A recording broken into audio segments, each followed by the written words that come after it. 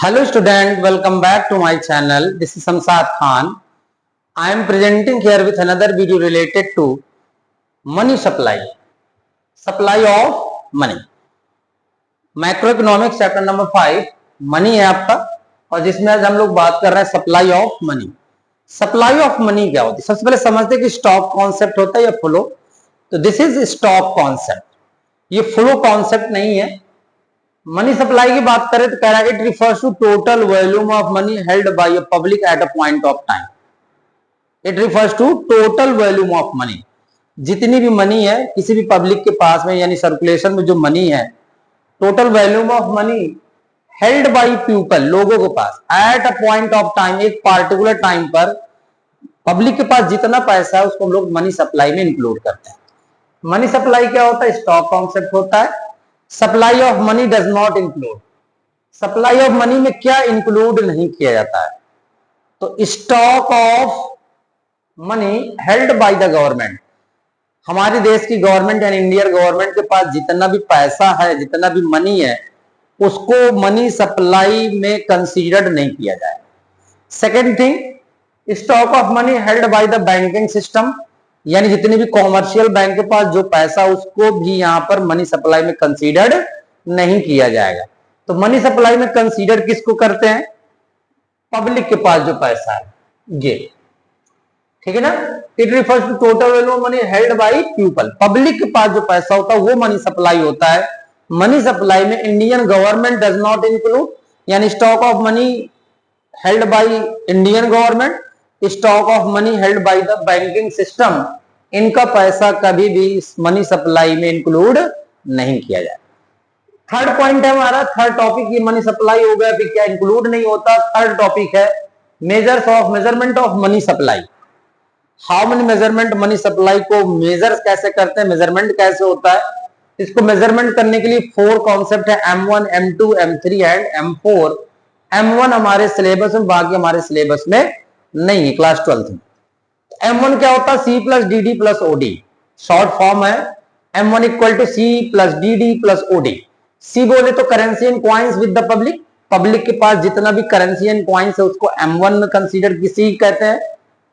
फिर DD क्या होता है? Demand deposits with the commercial bank. हमारा एज अ पब्लिक जितना पैसा कॉमर्शियल बैंक, सपोज है state bank of India, Punjab national bank of India, इन पे जितना भी पैसा हमारा डिपॉजिट्स है उसको हम लोग डिमांड डिपॉजिट्स बोलेंगे, demand deposit with the commercial bank.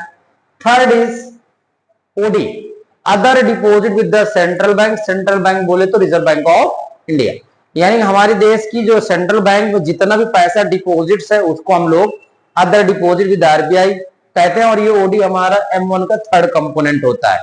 M1 में 3 कंपोनेंट है, C plus D D plus OD. C का मतलब ये होता है, DD का मतलब और अदर डिपॉजिट विद आरबीआई. इसको समझना बहुत इंपॉर्टेंट है कि अदर डिपॉजिट विद आरबीआई क्या होता है.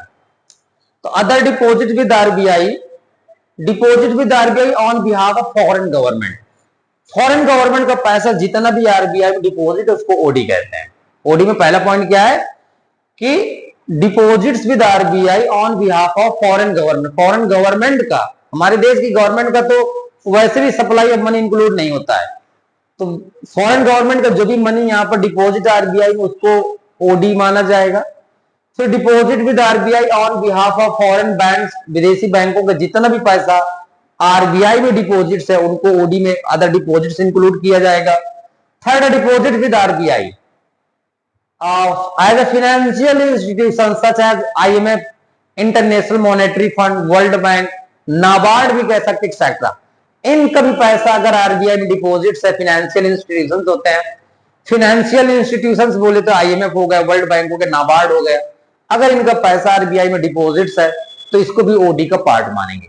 तो ओडी में हम लोग 3 बातें इंक्लूड करते हैं. अदर डिपॉजिट्स विद आरबीआई, पहले समझते हैं M1 में 3 कंपोनेंट होते हैं, C plus DD plus OD. और ओडी में भी 3 कंपोनेंट्स है, 3 पॉइंट्स है. ओडी में क्या क्या इंक्लूड होता है? तो फॉरेन गवर्नमेंट का पैसा, फॉरेन बैंक्स का पैसा, फॉरेन बैंक का जो डिपॉजिट होगा आरबीआई में, deposit with foreign banks, deposits with foreign government, deposits with financial institutions, IMF, world bank, finance और नाबार्ड. इन तीनों को यहां पर इंक्लूड करेंगे अदर डिपॉजिट विद आरबीआई. अब क्वेश्चन आता है अदर डिपॉजिट क्या इंक्लूड नहीं होता, तो other deposit with RBI does not include, इनमें क्या इंक्लूड नहीं होगा अदर डिपॉजिट्स में। तो यहां पर अगर आपने देखा कि फॉरेन गवर्नमेंट है, फॉरेन बैंक्स है और फाइनेंशियल इंस्टीट्यूशन, तो हमारी देश की जो गवर्नमेंट है उनका पैसा अगर आरबीआई में डिपॉजिट्स है उसको M1 में यानी ओडी इंक्लूड नहीं किया है, उसको ओडी का पार्ट नहीं माना जाएगा। Second thing, deposits of Indian commercial bank का पैसा जितना भी आरबीआई में डिपॉजिट्स है उसको भी अदर डिपॉजिट्स का पार्ट नहीं माना जाएगा। कॉमर्शियल बैंक का पैसा, जो पब्लिक का पैसा कॉमर्शियल बैंक में डिपॉजिट है वो ओडी का उसका पार्ट है M1 का, बट ओडी का पार्ट ये नहीं होता। कॉमर्शियल बैंक का पैसा जो आरबीआई में जमा होता है वो अदर डिपॉजिट्स का पार्ट नहीं माना जाता। Thank you.